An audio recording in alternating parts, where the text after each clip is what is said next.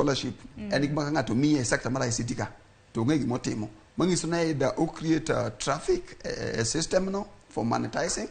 ko kamano to mi gi mingiso ji kabisa ICT oken ng'ama mi teach ICT puonji timiori teach koro mane police mo ng'ato ng'e ni ICT oken ng'ama mi teach ICT mi capacity mondo kaka in kaka an wang'e gima nyalo timo mondo wayud teach koro ing'ene joma no dhi gi wigi no dhi yudo scholarship koro sani kiluongogi ipenjogi ni which way koro watim nang'o dono migi iluongo ni code QR code kato kagi scan to piny dogo seru kawuono gi scan yoro koro gitimo nang'o kawuono mago bonge kar masime to hustlers te to nigi mulika mwizi gi winjo babu wacho koro yudo ka gin gi weche mabecho ga sami wacho ga at policy level to sama koro los nigi miluongo ni implementation framework ko fwenyo ka shida nitie koro policy ng'eny yudo ka waloso policy kata Kenya ka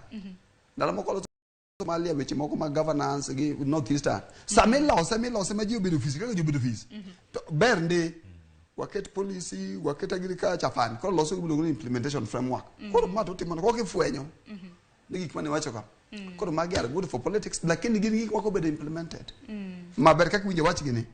to en ne ok di implement gi kata 10 years ok timre nikech governance ok tim kaka ji paro ne pap